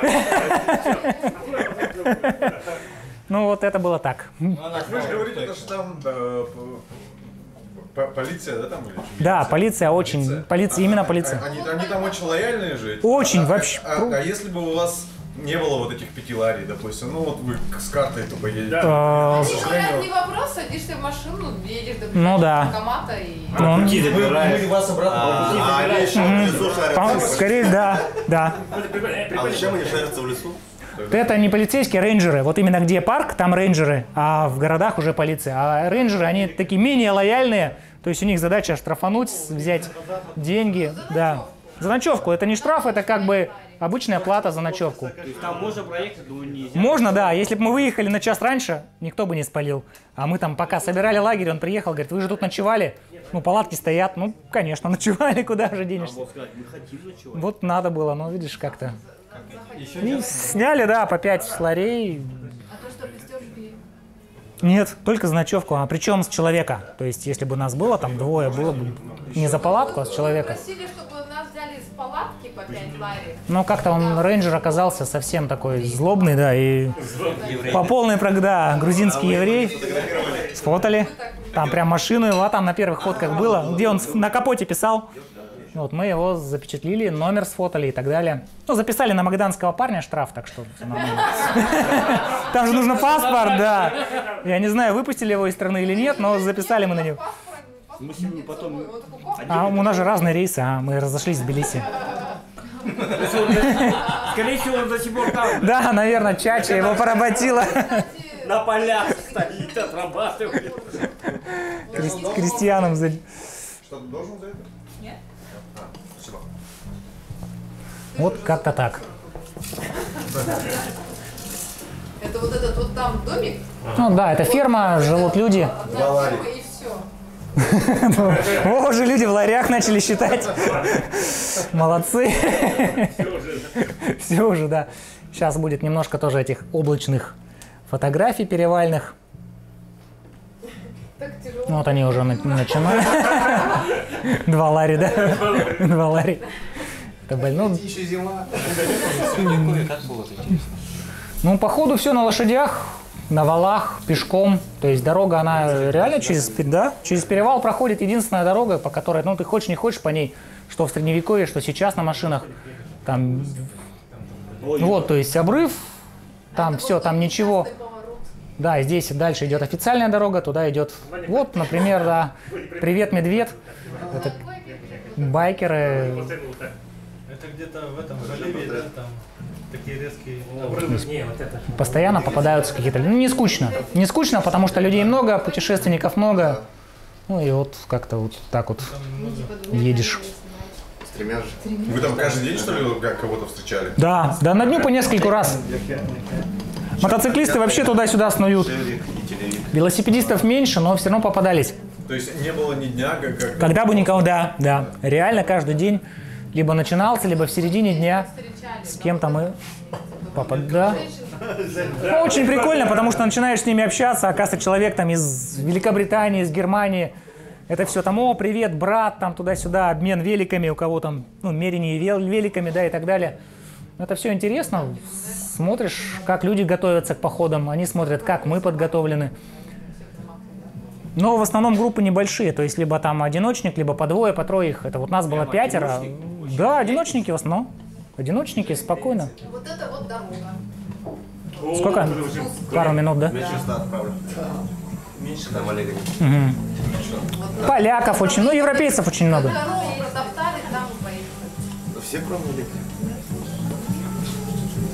Ну вот это да, вот по сути дорога. Средневековая. Не, он так давно. Наверное, с тех пор так и осталась, как была. Вот она. Вот это прямая дорога мастерника. Да, это... Мы там просто балдели. Вот дороги нормальные, что такое? Да. Это была, да, очень знакомая, близкая нам дорога. Лужа здесь месиво с левой стороны, а справа у тебя обрыв и тоненький, такой более плотная тропиночка, по которой... Ну да, и ты думаешь, либо в обрыв упасть, либо по говнам проехать. Ну вот как-то такой компромисс такой. Ну, приходилось, конечно, по говнам ехать. Поэтому те, кто на контактах, еще по этой грязюке, Паша говорит, что несколько раз чуть не убрался. Вот, Ну да, вот по сути, вот он уже обрыв к реке. Ну, вот я что-то кроссовки. И они, кстати, порвались в этом походе полностью, со всех сторон. Ну вот максимальный брод, это вот типа такого максимальный было. брод, То есть он... можно было пройти. Ну да, это по сути изи. Да, потом брод по круче нашел на зеленом лугу. Это нас угостили, да, персиками, вот полная 5-литровка. Мы даже срезали, чтобы было удобнее набирать. Нас пригласил мужик в свой сад, и мы вот набрали и просто ели, и пока... То есть опыт пока вас не научил тоже? Ну, что не надо вести, да, вот жадность. Это вот что за фрукт, знаете? Гранат же реклама. Это инжир. Это инжир. Вот он. Похож на письку, но это инжир. Я только слышал, что такое инжир. Ну, да, многие фрукты мы увидели только первый раз. Ну, откуда нам, да, инжир на деревьях, гранаты зеленые видели как. Он еще на деревьях. То есть это очень нетипично для инжира, да, он обычно в ящичках, да, в ящичках, ларьках, но тем не менее он оказывается растет. Нам показали, как его чистить и так далее. Это вот, да, это красота, вкуснятина, да, это хачапури, классический хачапури. По-аджарски, да, совершенно верно. Который лодочка, это аджарский. Где-то есть круглые, они меретинские и так далее. Хачапури это пробовали. Я теперь буду так кушать. Да. Так что все идем в ресторан хачапури и правильно едим там хачапури. Это Паша. Ну, там вот такая столько воды. Насколько мог, он нырнул. То есть, да, не сказать, что он нырнул, но как-то там вот в воде он всплыл, да. Просто очень хотелось людям водички. Это кто? Да, чувак какой-то. Местный, да. Водопад тоже питьевой, то есть мы тут покушали, сели с кружками, зачерпываешь воду, там какие-то улитки иногда. Это вот те ребята, энергетики, которые меняют изоляторы. Да, шишига, она действующая, действительно рабочая. Мы не могли не сфотаться. Вы вещи где стирали? Стирали, где мы вещи стирали? В хостелах. Бывало, что раз в неделю мы останавливались в хостелах, там стиралка на бампере. Примерно раз в неделю, да, потому что, ну, комплектов 2-3 комплекта было, и в хостеле приехали, закинули все, постирали. Единственный косяк, климат влажный, и вещи очень долго сохнут. То есть, получается, ты постирался, и вот еще дня 2, наверное, проходит, пока они высохнут. Ну, только если на себе, да. То есть, накладывали сюда вещи, там, майки, носки, едешь и не сохнут. Водопад же, наверное, еще ваш личный. Они, наверное, пылью дорожно покрывались. Ну, да. Да, ну, я не стирался каждый день. Мне норм. Я в одной футболке поехал, в ней же и приехал. Так, местами просто отряхнул ее. А, ну вот, да, наверное. Это свет так падает. Поэтому, ну, не то чтобы, да, прям была проблема постираться, но 5 лари стиральная машина, да. Мы собирали вещи, закидывали. Нет, тут душ включен. Душ в хостел обычно включен. Реки холодные, там особо не помоешься. Нету железных? Есть. У них Georgian Railroads, прямо федеральная железная дорога. По горам, Нет, по горам нет, они по туннелям. Да, вот железнодорожный мост идет от Батуми до Тбилиси. Нет, это обычный, но вообще есть еще даже железнодорожный. За ночь можно проехать через всю страну. То есть ты пилил, да, 2 недели Тбилиси-Батуми, а на поезде Батуми-Тбилиси вечером сел в поезд, утром ты уже в Тбилиси. То есть все очень быстро проходится. Вот такие вот петли, серпантины. И вот если разгоняешься, да, и здесь очень сложно тормозить. Потому что, ну вот она, пошла петля, причем это довольно большой градиент. Вон короткая дорога же, вон. Ну да, вот можно было тут дропнуть, но с бутером же тяжело. Да, Женя, вы же 900 километров ехали вот так? Да, конечно, мы не по прямой, то есть вниз, вверх. На самом деле там 300 километров, по-моему, по прямой. 370, что ли, вся вот страна. Ну, то есть, считай, на Иланку съездил, проехал в Грузию. Это Лентехи, поселок Лентехи. Вот даже тоннельчики были такие, очень красиво. Угу. Такой свод из деревьев. Поэтому, да, европейские страны, они совсем маленькие, там объехать их. Свежий асфальт. Ну, в Нанс поехал. Вот где-то в этом месте мне траву предлагали, тут, ну, похоже, по асфальту помню. Ну, не эту. Вот она. Клевер. Трава. Цензура. Это по цензура. Цензура, да, видишь, пола.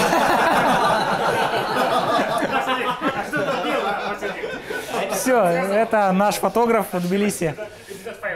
Не тот файл, да, дальше не смотрим, это уже пошло. Просто часть файлов там не переписалась, к сожалению. Вот, еще расскажу немножечко про то, что мы побывали в Турции. Тбилиси граничит, Грузия, точнее, граничит с Турцией. И когда мы были в Батуми, посмотрели по карте, от Батуми до границы с Турцией всего 15 километров. У нас был один свободный день, и мы подумали, почему бы нам не съездить в Турцию? Насколько это прикольно на велосипеде поехать в Турцию. Выехали рано утром, доехали до границы. Там такой КПП, он как в фильмах, такие стоят порталы, очереди, машины, люди, машины. На велосипедах граница проходится без очереди, во-первых, подъезжаешь вместо машин и тебя не досматривают. Подъехал, дал в окошечко паспорт, на тебя посмотрели, поставили штампик, прибыл, убыл. Все, 2 минуты, и ты в Турции, ты на турецкой стороне, добро пожаловать в Турцию, все. То есть можно перевозить что угодно, никто не смотрит ни карманы, ни бутер. Можно перевозить в велоштанах, да? Именно. То есть без очередей, без ничего, без денег, просто с загранпаспортом. С прошлого сезона у нас появился свой портал, свой сайт, на котором мы публикуем отчеты о прошедших походах, фотографии, ссылочки на видео и анонсы. Сайт появился благодаря Дмитрию. В прошлом году он занялся всерьез этим сайтом, и вот теперь он в таком же виде, как есть. Он доступен с мобильных устройств, очень адаптирован под мобильные устройства. Там, конечно, нет пока форума, нет никаких каких-то общательных таких, да, элементов, разделов, но, тем не менее, это все через модераторов, через Диму. Да, сайт появился очень быстро. Вот что значит человек, когда в теме, да, он просто берет и делает. Если бы мы заказывали сайт где-то, неизвестно, был бы он у нас и так далее. Когда ты сам занимаешься, сам участвуешь в походах, сам делаешь сайт, это совсем другое. Поэтому надеюсь, что в будущем, в сезоне, в 19-м и в дальнейшем Велотур ЕКТ станет одним из порталов, где будут тусоваться единомышленники, куда можно будет зайти и посмотреть красивые фотографии, отчеты, ну или что-то свое опубликовать. Поэтому давайте вместе развивать велотуризм в Якутске. Это зарождающееся только направление. Очень хорошо, что здесь собрались туристы. Я вижу очень много дальнобойщиков. Это вот Александр, да, он очень далеко ездит. Юра, естественно, да. То есть люди, которые не катаются по пригородам, да, ну хотя даже ездить просто в пределах города, это уже хорошо. Ребята были за рубежом, они ездили в Китай. Это тоже очень хорошее достижение. Я знаю, что еще ребята ездили по Юго-Восточной Азии. Не с нашей тусовки, а вот в прошлом, позапрошлом году 2 ездили.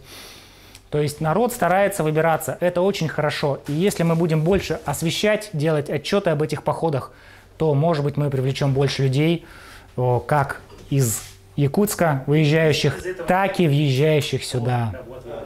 То есть наша задача, чтобы люди ехали на велосипедах в Якутию и говорили, как здесь круто, в Якутск, да, смотрели на достопримечательности, знакомились с Фантомом, общались с ним,